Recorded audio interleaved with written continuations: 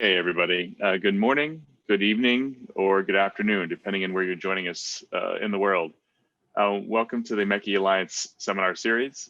So we've launched with the speakers slide because we're having some Zoom issues, but it's my great pleasure to introduce Dr. Wei-Chi Ji as a postdoctoral associate in mechanical engineering, working on, I think, something that everybody in this call is concerned with. With the impact of COVID in the world and in our lives. But Professor G or Dr. G did his doctoral work at Tsinghua. He's now in Professor Deng's group, working on uncertainty quantification, machine learning optimization with applications in chemical reacting flow modeling, autonomous model discovery, and computational tomography. Today, his talk is on the impact of COVID on the US fuel and electricity demand. Wei-Chi, thank you very much for your time today, and I'll turn it over to you. Okay. Good. Thanks, Dr. Prince's introduction. I'm really happy to be today's MECI Alliance seminar to share our experience and research on studying the impact of COVID-19 on the United States fuel demand. And so besides the fuel, another major consumption of energy is the electricity. So that I will also briefly review the data sets and the research available on the electricity side. And I hope those two major energy consumption study will give you a global picture of how COVID-19 has impacted US energy demand.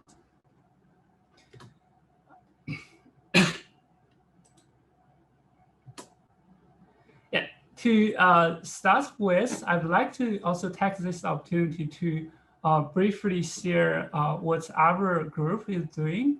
So I'm working in the Deng Energy and Nanotechnology group led by Professor Shi Deng. And so our group are dedicated to the research in energy, especially sustainable energy solutions.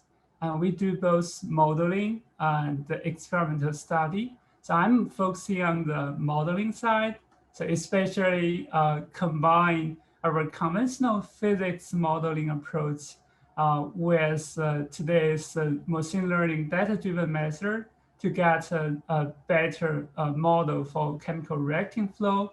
So happens inside the combustion and batteries.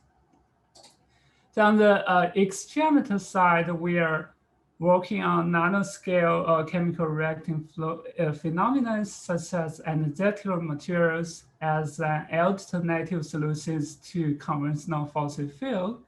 And also we use combustion to synthesize the nanomaterials for energy storage applications such as battery anode.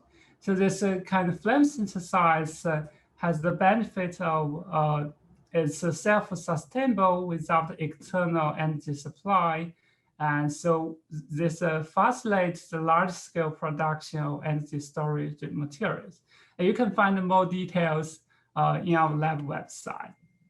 So during this COVID-19, so it has impacted all aspects of our daily life and also in the energy sector. So we take our expertise in machine learning and data analysis to work with a multiple institutional team to study the impact of COVID on energy demand.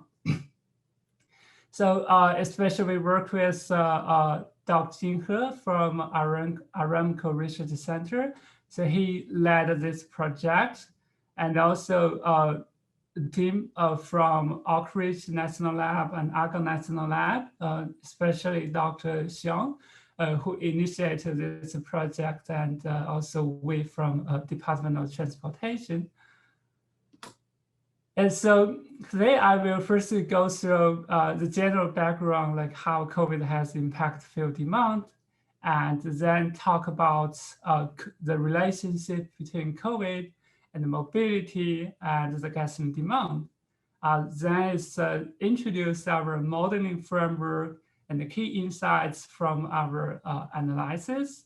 And finally, I will briefly introduce the research and the data sets available on studying the COVID on the electricity demand. And finally, some summarize findings and outlook over the work that we should do for the future. So at a global scale, so the transportation actually consumes almost half of the oil in the world. And so this includes the light duty vehicles for passenger and also heavy duty and aviation. And so for United States specifically, so the motor gasoline for passenger vehicle itself consumes about half of the US oil consumption. So that's our study focusing on the motor gasoline demand, since it's important enough to reflect how the US oil and energy demand is changed. So to begin with, so this is what the field demand looks like this year, and with comparing to previous year. So those solid lines are the data from this year, and this dotted lines are data from last year, and this red one is the gasoline for passenger vehicle. And so in the middle is the data for diesel fuel, and the bottom line is the aviation. So as you can see, comparing to previous year, in the late March or early April, and we have seen a significant drop by almost 40% in the motor gasoline demand. And many of you might remember that we have hit a negative future oil price by late April due to this decrease in demand. And so to better see what's this situation different from the history, so this is the data from the past two decades. And so in general, as the motor gasoline demand in the United States, so gradually increase each year, every year. So as the United States economics steadily increase in the past two decades.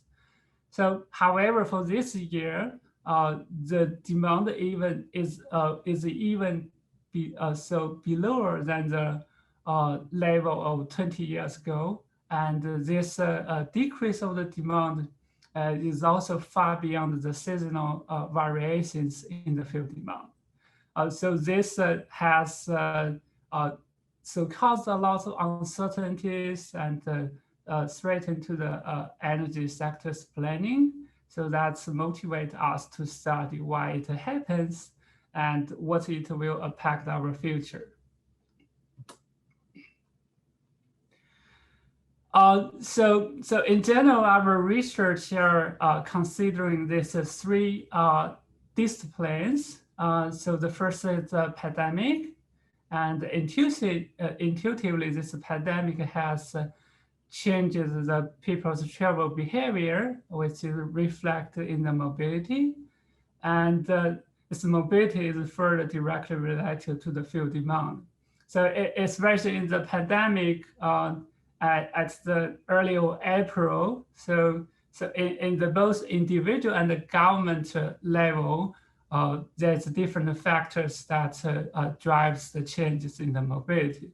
So in the so there's many states issue the government orders to close non-essential business and encourage people to stay home. And also there's a lot of uncertainty, like how infection this disease is and how severe it is. So that's kind of fair to the future, also drive people to stay home more. And so another reason to look at this problem in this framework is that for the field demand study, we actually have very few data sets available. So we only have the access to the weekly supply data from EIA. So we don't have the data from each state. We also don't have the data from every day. So that's also the challenge that we are going to address in this work. So the objectives of our analysis is to study how does this field demand changes is related to COVID-19. And since this could happen very differently in different states, like how do we so quantify the changes in different states? And also for the purpose of energy planning, can we build a model to project short-term gasoline demand under the pandemic? So next, we'll share the data sets available on studying COVID-19 mobility and gasoline demand.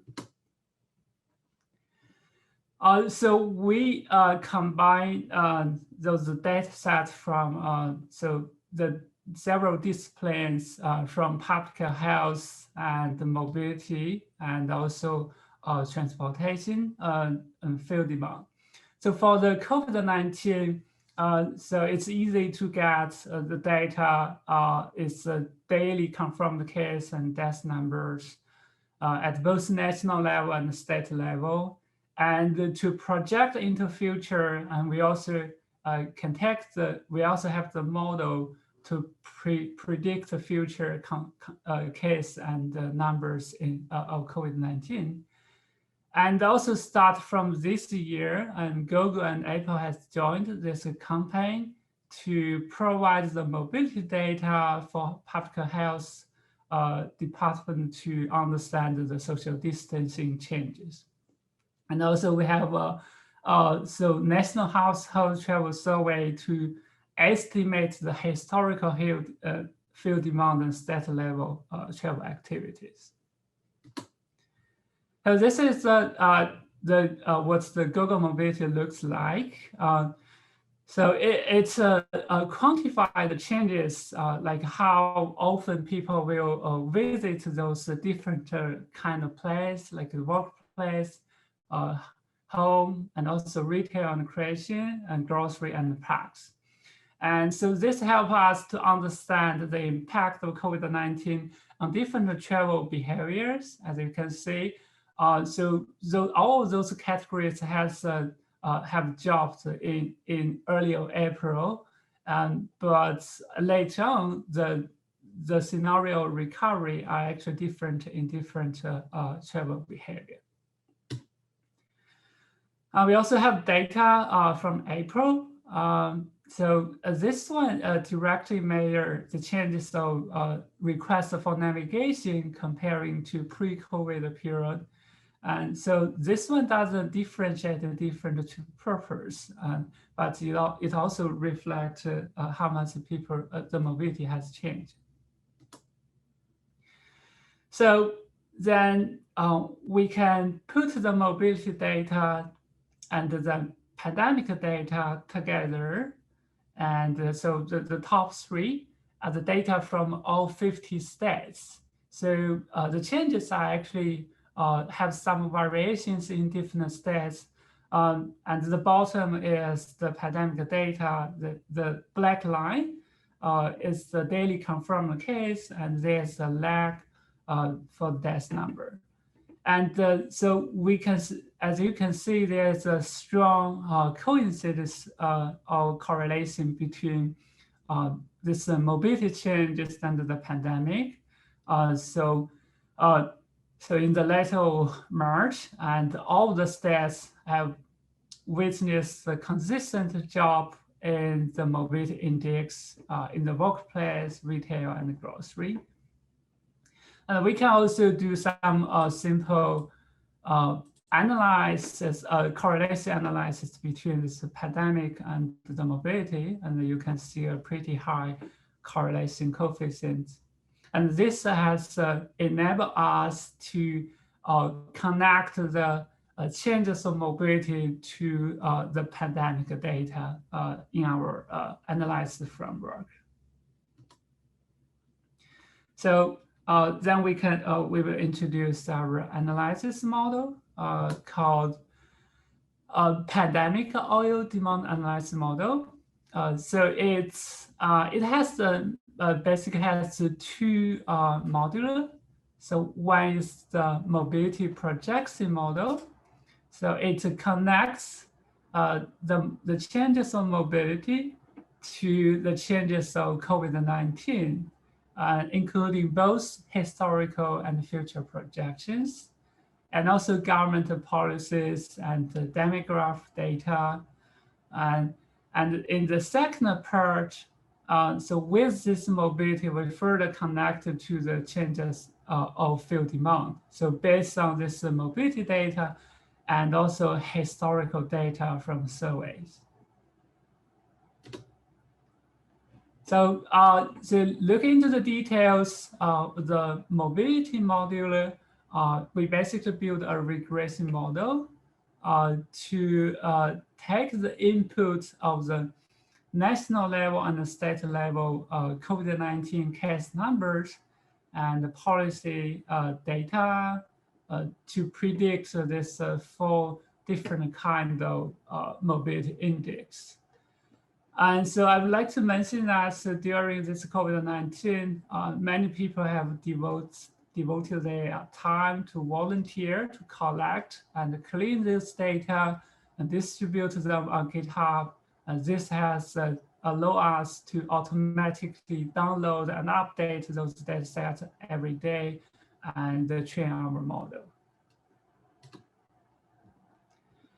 And so since we are not only interested into the past, we also care about the future. And so we, in addition to the historical COVID-19 data, we also integrate the projection model. So especially we are relying on the model by Mr. Yu Yang. So he's also MIT alumni.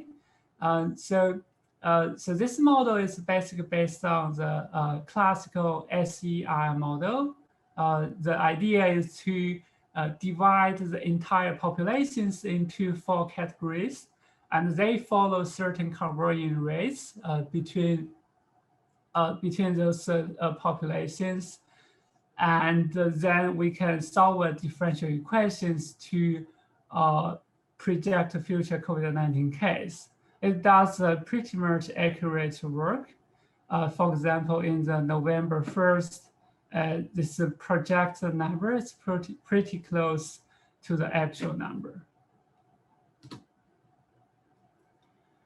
And then we have another module to connect the mobility to the gasoline demand. So we have a Google mobility from different chip purpose so that we can build a more complex model. But it's still basically a linear regression model. And also we have Apple mobility to directly build a model.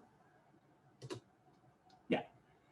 So then we made some analysis in June, and it's interesting to look back to the analysis at that time. So we have this, so in the bottom panel, we have this so historical and predicted mobility level at different states. And the first key insights that we have is that these changes in the mobility and the field demand are pretty heterogeneous. So in a sense that, so during the decrease, the West Coast and the Eastern Coast have more decrease in the mobility. And so when the field demand starts recovery, so the states in the Middle West also recovers first, and then the states in the West and the East Coast. And another observation is that, so we have seen a consistent and sharp changes in all of the states in late March. So however, then after that, there's a field demand gradually recovery.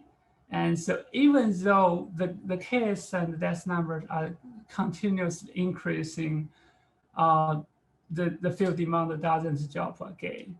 And this also happens in recent situations.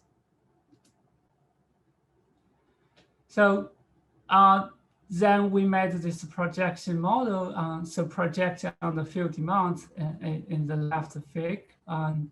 So and then the right side is the actual field demand data until this November.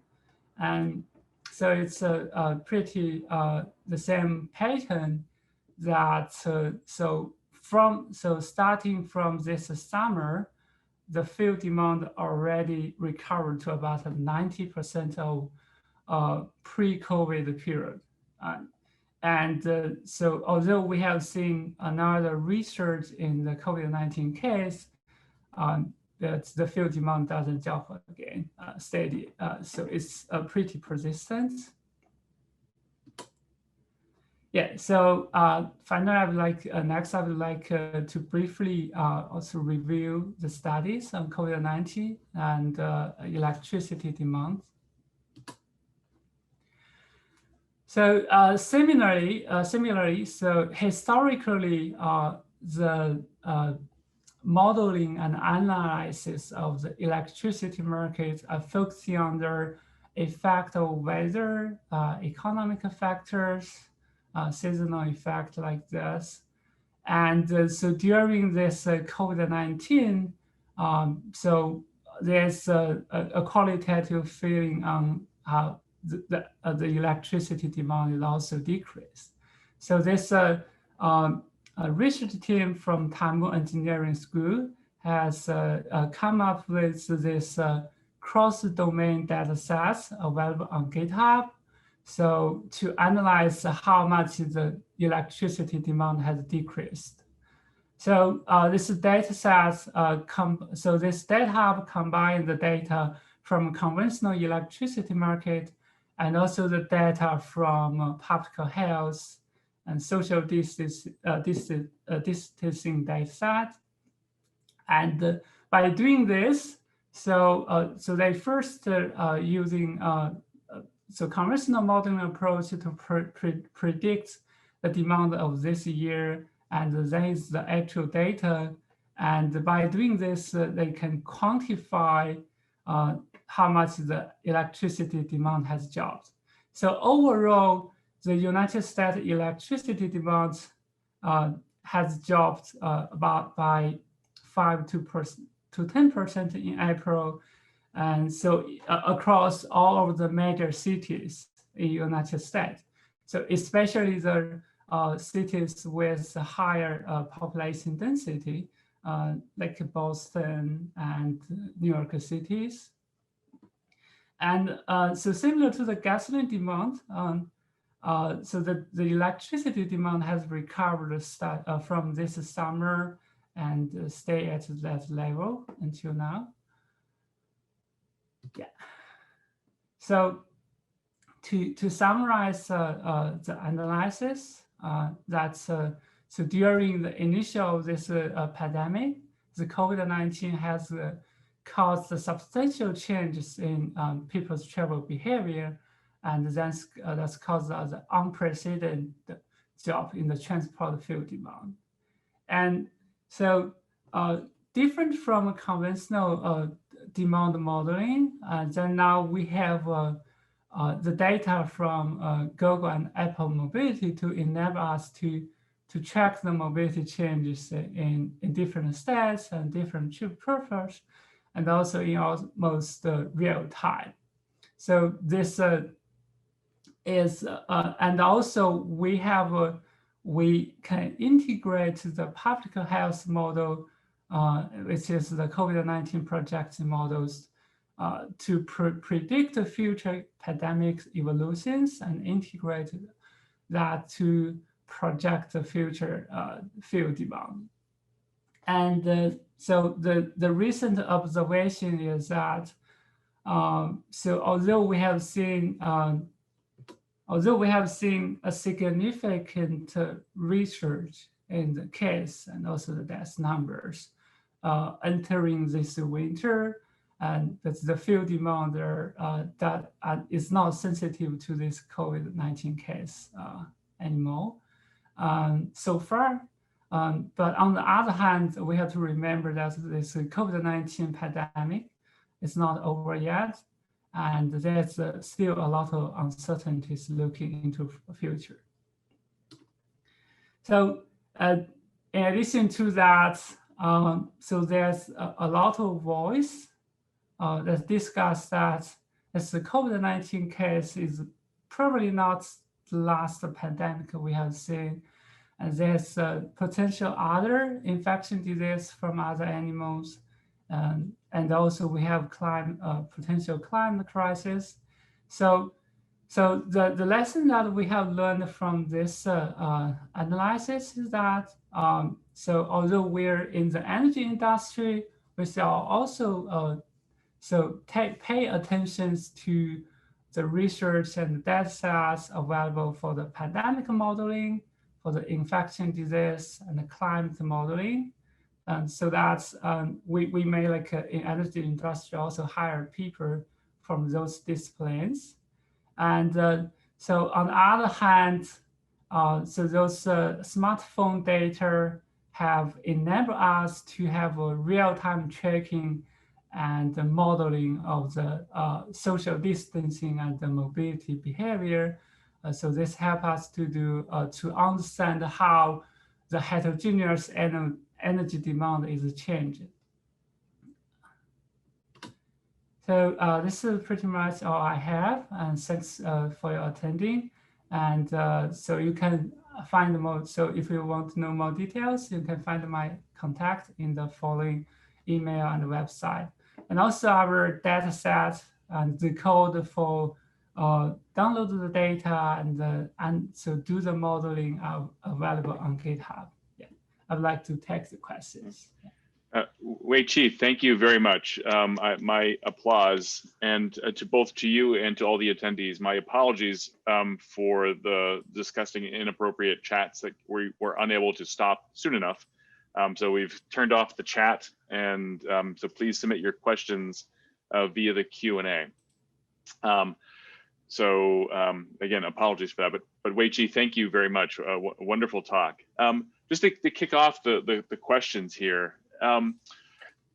If you look at so all the results, and where do you see the gaps? And I guess what's the data that you know that exists and you would like to have access to, or the data that you would like to acquire new? So maybe you could just talk a little bit about what are the data sources that you are out there that you want, or what other data might be valuable to collect? Yeah. So that's a great question. So actually throughout this study, we were always struggled to get some data. So especially initially, this task basically seems to be impossible. With the only data we have is the data, is the weekly demand data from EIA. That's the only thing that we have. And so straightforward, looking forward is that if there is a data for the detailed field demand, like we have checked for United Kingdom, they do provide the data, like they collect the data from every gas station, like how much fuel they have sale every day. And that will be very helpful to build a more accurate model. And also besides that, we do a very preliminary modeling on the mobility behavior. It's actually a very challenging task because that involves human behavior. So we would like more research, especially experts on computer science and human behavior model, to join these efforts to model that part as well. Thank you for that. Participants, please, if you have questions, the Q&A should be, I don't believe we turned off the Q&A. I think that's still functional, so please submit questions there. I guess the other question that I had, Wei-Chi, is looking at the different forms of transportation, and in aggregate, as you look at automobile and being able to get at the gas stations versus aviation, what is the, are there better data that you can get from the airlines Yeah, so that's an interesting question. Yeah, I have. Yeah, so yeah, we do have some preliminary investigation to other categories also. So for the diesel fuel, it's actually very difficult to acquire the data. We have some discussion with a team from Argonne National Lab. They basically only have access to 15 states in the United States on the diesel fuel demand. And for the aviation, we haven't looked into much, but basically, as far as I know, there is a website that you can track every airplanes on the Earth. So I think that will provide easy access to the changes of flights, actually. Yeah. And then the last question that I had, and participants, please, if you have questions, do submit them on the Q&A, was I didn't notice, maybe I missed it, sort of folding in perspectives on renewables and whether there's been, whether, I can't imagine a way where the pandemic has sort of, maybe the ratio of sort of petrol-based versus renewable-based, but what's the landscape look like in terms of this overall fuel or energy consumption, electricity consumption, as it relates to changing patterns of COVID and renewables? Is there anything to? Yeah, yeah, that's a great question. So I don't have much expertise on energy policy analysis, but I do pay a lot of attention to those news on Twitter from EIA. So basically, the good news is that so I remember like the solar, so the electricity generation from solar panel has increased, I guess. So comparing to pre-COVID period. So that's a good news. COVID has somehow accelerated the adoption of renewable energy in the United States. Yeah. And also the share of coal power plants also dropped this year. Yeah, so there's some good things on the energy landscape, and also related conceptually. So this COVID-19 has revealed a lot of problems in the way that we prepare for future pandemic.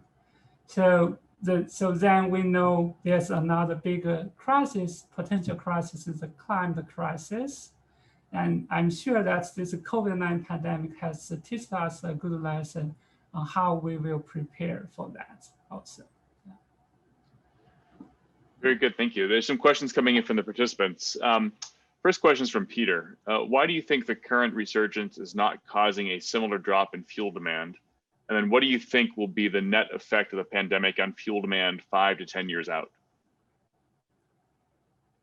Yeah. So for the thanks for the question. For the first one, yes. So for the first one, that's basically revealed in the data. That in this winter we didn't see the decrease of fuel demand in the United States, although we expect that as the case research, there should be another like stay-home orders implemented, but actually not. And yeah, and also there's other fact like now people are more wearing masks, so this actually potentially reduce the infections and give us more confidence to travel outside. And also there's hope for the vaccine and those different factors. And for the second question, yeah, that's a really important question that we really want to answer. However, we are more focused on the data analysis. So I think our data are more informal. So useful for short-term analysis. For the long-term, we probably have to consider more like from the macroeconomics and also from the long-term evolutions of the pandemic. Yeah. Very good, thank you. Yeah. So I think maybe one more question here. This is first a comment. Great talk. Could you please talk a little bit on how you evaluate the neural net model accuracy, given the little data representing the current situation? Yeah, sure. So for the neural network model, actually, so we did a lot of cautions to make this model to avoid overfittings and have decent performance. So the kind of thing that we do is that we evaluate in two kind of manners. So one is in-sample test, another one is out-of-sample test. So this terminology might sound a little bit in detail, but that's basically so the normal ways that we do validation. And so in terms of the amount of data, it depends, like we actually don't build a really complex model. And also the data is, we actually use the data from different states. I think there's certain correlations between different states that somehow enhance the number of data. Very good. So Wei-Chi, thank you very much. And I applaud you for your work and your time. And participants, thank you for your time.